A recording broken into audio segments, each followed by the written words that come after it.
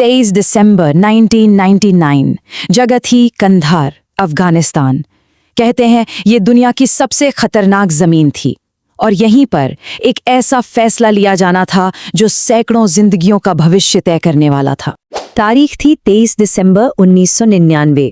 सोचिए, एक तरफ पूरी दुनिया नए साल के जश्न की तैयारी कर रही थी और दूसरी तरफ काबुल से करीब 500 किलोमीटर दूर एक अंधेरे रनवे पर भारत एक ऐसे संकट से जूझ रहा था जैसा पहले कभी नहीं देखा गया।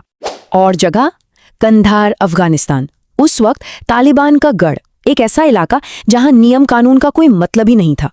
और ये पूरी कहानी अपने सबसे मुश्किल मोड़ पर यहीं पहुंचने वाली थी। तो इसी खतरनाक जमीन पर भारत सरकार का एक प्लेन लैंड करता है। दरवाजा खुलता है और सिर्फ एक आदमी नीचे आता है। साधारण से कपड़े, कोई सिक्योरिटी नहीं, और चारों तरफ सोचिए हथियारबंद तालिबान के लड़ाके। इनका नाम था अजीत डोभाल। इस पूरे ऑपरेशन में दांव पर क्या लगा था? ये नंबर 176। 176 लोग जो पास में ही खड़े एक प्लेन के अंदर 3 दिनों से कैद थे। लेकिन सवाल यह है कि ये संकट यहां तक पहुंचा कैसे? ये कहानी एक बिल्कुल आम सी उड़ान के साथ शुरू हुई थी, जो देखते ही देखते एक उड़ते हुए कैदखाने में बदल गई।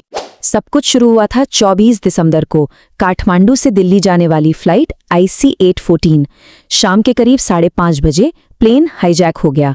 अमृतसर में इसे रोकने का एक मौका मिला था, लेकिन वो मौका हाथ से निकल गया। इसके बाद प्लेन लाहौर गया, फिर दुबई और आखिरकार कंधार में आकर रुका। और यहीं से असली ड्रामा शुरू हुआ। प्लेन के अंदर का माहौल सोचकर ही रोंगटे खड़े हो जाते हैं। अचानक 5 लोग अपनी सीट से उठे। उनके हाथों में चाकू, ग्रेनेड, बंदूकें, सब कुछ था। एक पैसेंजर ने हिम्मत करके उनका विरोध किया और अगले ही पल उसकी हत्या कर दी गई। प्लेन अब पूरी तरह से हाईजैक हो चुका था। कंधार में प्लेन के उतरते ही हाईजैकर्स ने अपनी असली मांग दुनिया के सामने रख दी। और ये कीमत पैसों की नहीं थी। उनकी मांग बिल्कुल सीधी और साफ थी। भारत की जेलों में बंद 3 बेहद खतरनाक आतंकवादियों की रिहाई, और धमकी कि अगर ऐसा नहीं हुआ तो प्लेन में मौजूद हर एक इंसान को एक एक करके मार दिया जाएगा। दिल्ली में बैठे लोगों के लिए ये एक भयानक दुविधा थी। एक तरफ 176 बेगुनाह लोगों की जान और दूसरी तरफ देश की सुरक्षा से एक बहुत बड़ा समझौता। हर गुजरता पल दबाव को और बढ़ा रहा था। और इसी बढ़ते तनाव के बीच भारत ने अपना सबसे बड़ा दांव खेला।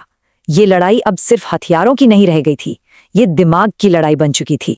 अजीत डोभाल को कंधार भेजा गया और कंधार की उस काली रात में वो अकेले उस प्लेन में दाखिल हुए जहां मौत का साया मंडरा रहा था। अब यहाँ पर 2 बिल्कुल अलग ताकतों का आमना सामना था। एक तरफ थे हथियार और गुस्सा, और दूसरी तरफ थे धैर्य और एक सोची समझी रणनीति। ये दिमाग और बंदूक की सीधी टक्कर थी। डोभाल ने हाईजैकर्स से साफ साफ कहा, अगर एक भी पैसेंजर को खरोंच भी आई तो ये सौदा यहीं खत्म समझो, और याद रखना उसके बाद तुम लोगों के लिए छिपने की कोई जगह नहीं बचेगी। बस इसी एक लाइन ने खेल का रुख बदलना शुरू कर दिया। पहली बार उन हाईजैकर्स के चेहरे पर बेचैनी दिखाई दी। उन्हें समझ आ गया था कि जिस आदमी से वो बात कर रहे हैं वो सिर्फ कोई दूत नहीं है। कई दिनों की बातचीत और भयानक तनाव के बाद इस संकट का अंत तो हुआ, लेकिन ये एक ऐसी जीत थी जिसका जश्न मनाना नामुमकिन था। आखिरकार भारत को झुकना पड़ा। एक बहुत ही दर्दनाक फैसला लिया गया और मांगों को मान लिया गया। 3 आतंकवादियों को रिहा किया गया और फिर रात के अंधेरे में प्लेन से एक एक करके 176 यात्री बाहर निकले। एक बार फिर इस नंबर को देखिए, 176। ये वो जिंदगियां थीं जो इस मुश्किल सौदे के बाद अब जिंदा थीं। जैसे ही आखिरी यात्री बाहर आया, अपहरणकर्ता और वो 3 आतंकवादी रात के अंधेरे में गायब हो गए। अजीत डोभाल बस खामोश खड़े सब देखते रहे, क्योंकि वो जानते थे ये जीत एक पूरी जीत नहीं थी। इस तरह के जीत के लिए एक शब्द है पिर्रिक विक्ट्री, मतलब एक ऐसी जीत जिसकी कीमत इतनी ज्यादा चुकानी पड़े कि वो लगभग हार जैसी लगे। जिंदगियां तो बच गईं, लेकिन एक बहुत बड़ा खतरा आजाद हो गया था। और ये कहानी हमें एक बहुत मुश्किल सवाल पर लाकर छोड़ देती है, जिसका कोई आसान जवाब नहीं है।